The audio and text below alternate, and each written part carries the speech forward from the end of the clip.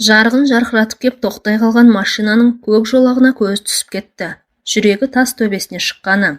Қалай жалт бұрылып қаша жөнелгенін өзі де білмейді. Тал теректердің арасына сүңгіп ышқына безді. Екі өкпесі екі қолында. Күнде өздері шиырлап жүрген көз таныс шықпыл ғой. Сонда да болса сүрініп кетіп етпетінен түсе жаздағаны. Кинотеатр сыртындағы қалың ағашқа аяқ іліктірген бойда тізерлеп отыра кетті. Алқынып қалыпты. Келген жағына алақ-жұлақ көз салып қойды. Соңына ешкім түспеген тәрізді. Тым-тырыс қол-аяғы дірілдеп бара жатқанын сонда ғана аңғарған. Төрт тағандап жылжып кәрі қатар талдың түбіне жетті. Осы полициядан жаман қорқады. Зәрес зәр түбіне кетеді. Олар адам емес сияқты. Құйрығымен жер сабалап тап беретін жалмауыз крокодил сияқты. Сояудай тісін ақситып жерді дүрсілдетіп жетіп келетін. Қазақша сөйлейтін крокодилдер. Өздері болса олардың аузына лақтырылған қауқарсыз қорқақ көжектен аумайды. Крокодил шіркін көжекті тістеп ойнай ма, аунатып ойнай ма, керек десе парша-паршасын шығарып, шайнап-шайнап жеп қоя ма өздері біледі. Осы жазда жоқ, жаз енді шыққан кез. Соны ойласа жүрек дірілін баса алмайды. Жанында екі қыз, кинотеатр жақ беттегі абажадай шамы жарқыраған әйдік бағанның түбіне әрінен айтып клиент күтіп тұрған. Қапелінде құйғытып кеп тоқтай қалған машинаның көк жолағын кеш аңғарыпты. Көліктен секіріп-секіріп түскен қос сержант бұларға тап берсін. Жалтарып кетуге де үлгертпеді.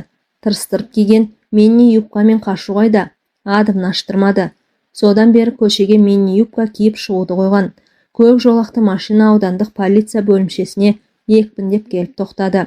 Шұбар бет капитанның көзіне крокодил боп көрінген сонда. Өзі болса да үркек көжек қой.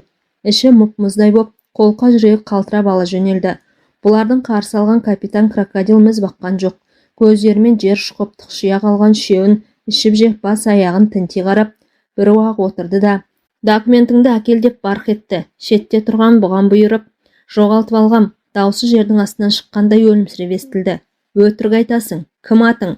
Шолпан деді тұтығып. Шын атыңды айт, шын атым. Өтірік айтасың, сенбеймін. Көшеде неғып жүрсің? Айт, неғып жүрсің? Жай, қыдырып, бұның сөзін кекесімен қайталады. Өңкей өтірікші, түнде адам жай қыдырама. Түнде көшеде проститутка ғана жүреді. Үндей алмады. Не десін, біліп тұр.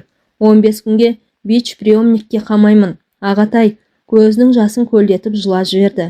Ағатай, аяңызшы. Ағатай, не? Аяңызшы, мені кім аяйды сонда? Мен түнімен жұмыс істеймін, ал сен қыдырасың. Бич приемникті білесің бе не екенін? Бич приемникте жатып шыққан қыздың әңгімесі есінде. Қорқып зәресі ұшқан содан. Капитанның жоқ, крокодилдің шұбар беті көзіне бұлдырап, әрең шалынған. Бұрын не жұмыс істедің? Айт. Мектепте, деді өксігін әрең басып.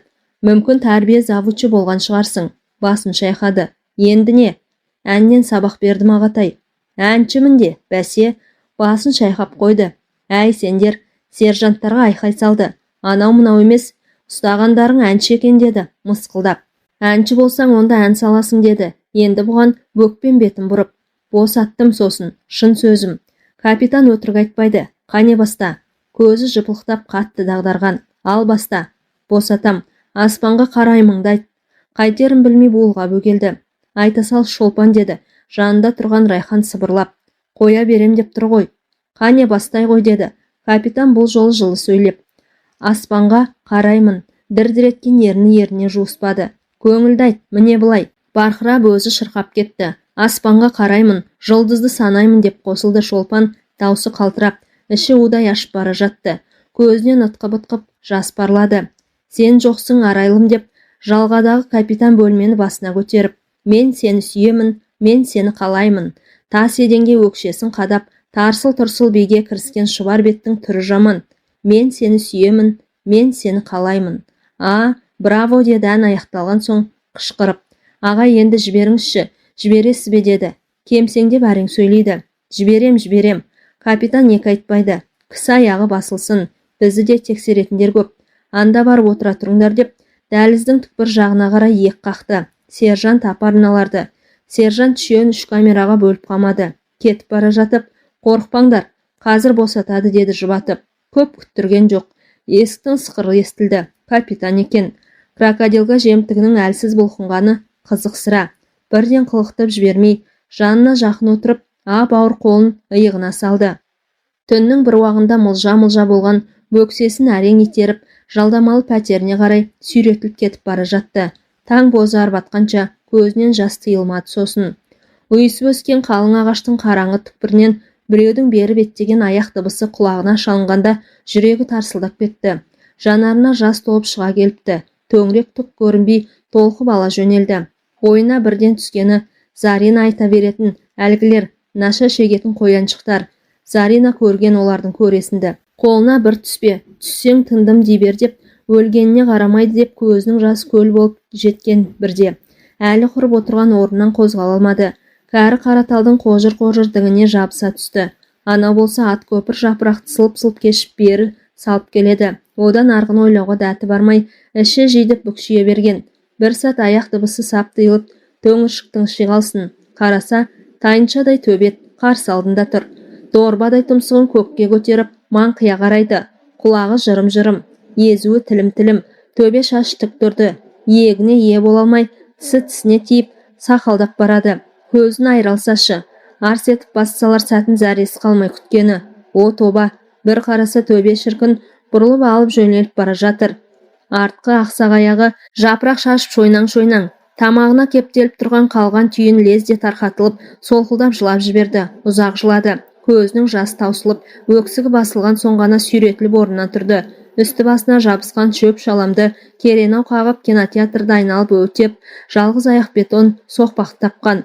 Көше тым-тырыс, машина сиреген, адам қарасы байқалмайды. Сәлималар қайда екен? Телефон шалмақ болып бір оқталды да, қолына алған тұтқаны қалтасына қайда салды. Жатқан шығар біреумен. Көңілі жабырқап сала берген. Ылғи осылай. Сонда да ештеңе ойламауға тырысты. Кейбір қыздардың мүдағасы жоқ. Жандай жайран қағып жүретіне таң қалушы еді. Енді өзінің де соған бой үйрене бастаған. Қабағынан қар жауып түнеріп тұрған қызға жігіт жолай ма? Еркек атауының есін алып, қапелімде шабынтып қоятын қай ұрғаштың да күлімдеген көзі ғой.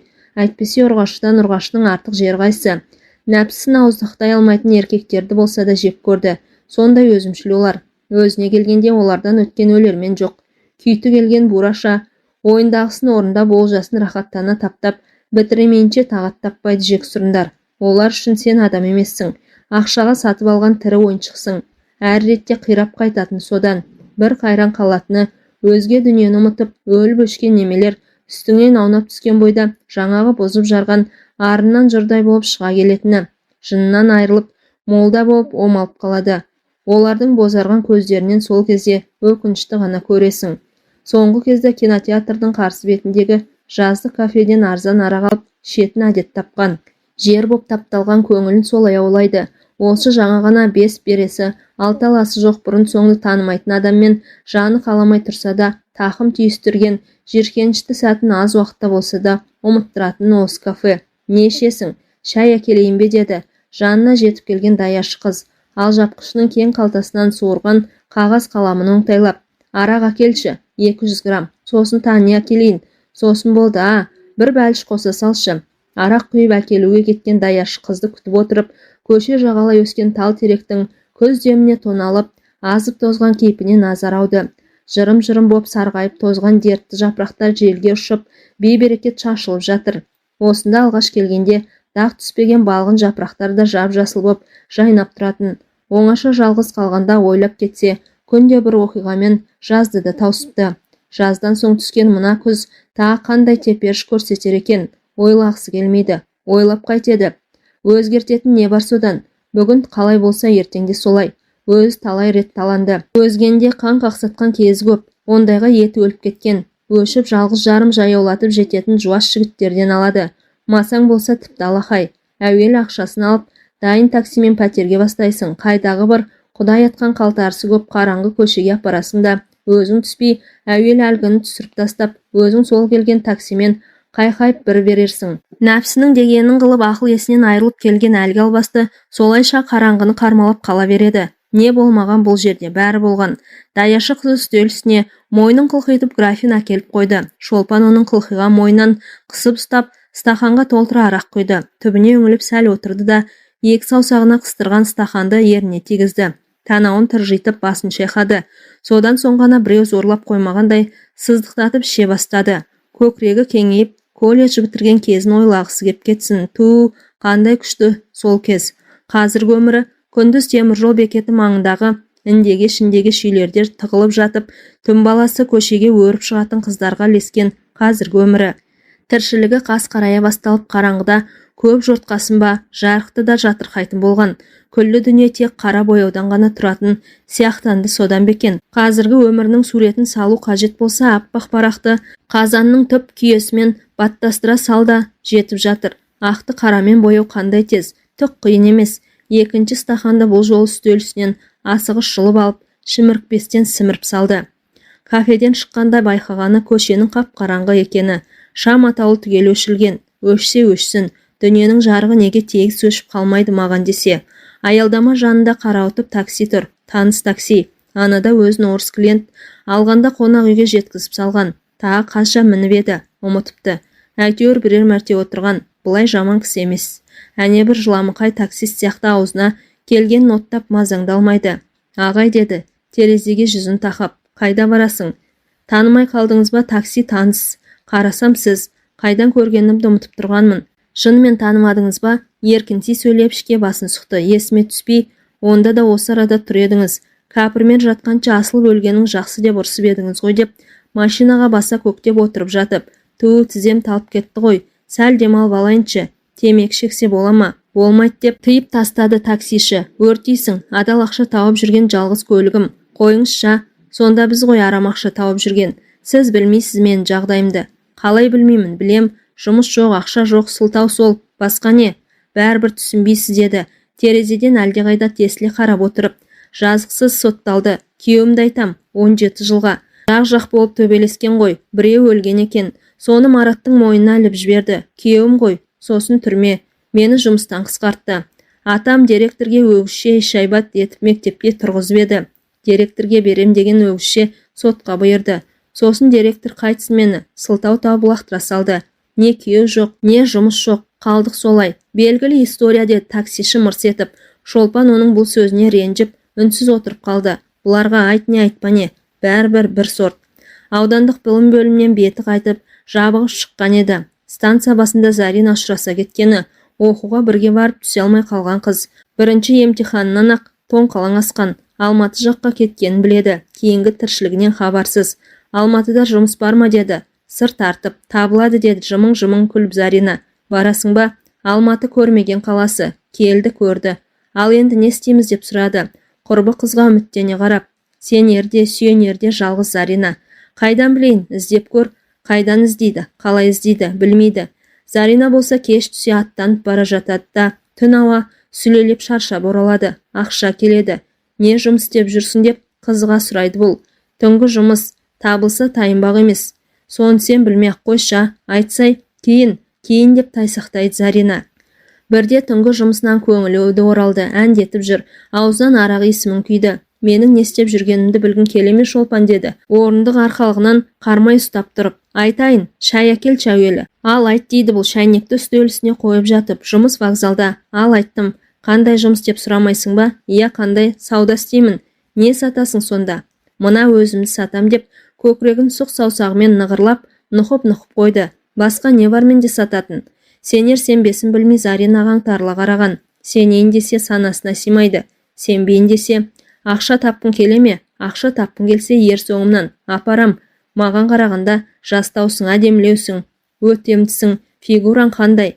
Заринаны жаңа танығандай көзі бақырай бүркіп тұр. Ақыр қыз емессің. Марат келем дегенше 40-тағы қатын боласың. Сонда ойла, аштан өлсем де бармаспын ондайға. Шолпан орнынан қарғып тұрды. Сен не? Сонда мені сондайға алып келдің бе? Сондай деп ойладың ба мені? Жоқ. Жолыма ақша бер, қарызға. Кетем, ауылға қайтам. Қайтсаң қайт, ерік белсін. Бір тиын ақшам жоқ саған беретін деді Зарина жайбарақат сөйлеп. Бір түн шық, бұлай ақша табасың. Сосын қайта бер. Әй қатынай, бірақ мен айтып қойма ауылға. Шолпан киім кешегін сөмкесіне асығыс салып, үйден шыға жөнелді. Алдап әкелген Заринаға да алданып келген. Өзіне де реніш шығатты. Теміржол бекетінде түнде де тыным жоқ. Ерсілі-қарсылы жосылған пойыз. Соның біреуінен тізе бүгіп қана отырып баратын қуыс табылатын шығар деген дәмесі зор. Табанынан тозып, жол серіктен жол серік қалдырмай жалынып жалбарынғаны зая кеткенде еңіреп жылап жібере жаздаған. Кешкірім ұнжырғасы түсіп, қайда барарын білмей бекет басында ілмейіп тұр еді. Зарина тап болды. Мә, әлі жүрсің бе? Қайта алмай? Сен қыз ауыш болма, тілімді ал. Мен қазір деп әлдеқайда асықты. Жөнеле беріп саусағын безеп қойды. Тұр осы арада, тырп етпе. Зымырап жоғалып көп ұзамай ентігіп жеткен. Жүр тез деп асықтырды. Крупный клиент, қорықпа, өзім қатырам. Еш шидырмай жетелеп ала жөнелген. Барсам барайын деген ойға кетті Шолпан. Жолға жететін ақша берсе, тек бір мәрте, жалғыз мәрте ғана. Таксимен ызғытып отырып сән салтанатты келіскен зәулім қонақ үйге тұмсықтыреді. Сақалын дөңгелете сәндеп қиған ұлты бөтен шал адам асықпай костюмын шешіп, үркіп тұрған бұны бауырына тартты, шашынан сипап, қоңқақ тұмсығын тақығанда құлағына шаян кіріп кетердей тітіркенген. Үрей мен ұят екі жақтан қамап өртеніп барады. У жалағандай ашыған іші ыза мен шарасыздыққа толы. Не бойся, голубка. Сегодня мой день рождения. 70 лет исполнилось. Мой младшие братья в качестве подарка привели ко мне тебя. А традиции не позволяет отказаться от подарков, деді ол, шегір көзін қадап. Одан арға бармады, тиіспеді. Таңертең қонақ үйдің ұзына шұбақ дәліздің арғы басынан Заринаның басы қылтиды. Қалай деп сұрап қояды жолда. Сұрағына жауап күтпейді. Бұның тілі кесіліп, естен тана шаншылып келе жатқанын жақсы біледі. Ақшамды бер, деді бұл. Әлден уақытта ұйқысынан шошып оянғандай бас салып. Пойызға билет алам. Бұл ақша жоқ саған, неше күн тегін асырадым. Тағы бір түн шығасың, сол ақша сенікі. Заринаны жек көріп кетті. Жек көрсе де сүйек дәметкен күшіктей соңынан салпақтап беруге мәжбүр. Көнбеске шарасы қайсы. Екінші түн кезіккені жап-жас сүйкімді жігітті өрек емес. Сүйген қызын аялағанда еркелете өпкені ішін жылытқан. Бір мезет жігіт құшағында көмілген қалпы қалғи бастаған екен. Жалаңа шанарын аялай үйпай, 62 тамырына от тамызып тұла бойын қорғасындай балқытып әкетіп бара жатқан өзінің Мараты ғой деп түйсінгені. Тасқын селдей ақтарылған от жалының шарпуы тәніне ұнап, жанына жағып барады. Осы аңсардан айырылып қалғысы келмегенде-ақ жігітті тас қылып құшақтап алыпты. Екі көзінен тамшылаған ыстық жасты тоқтау болсашы, сағынышын, өкпесін, мұңын, бәрін осынысымен білдіріп жатыр.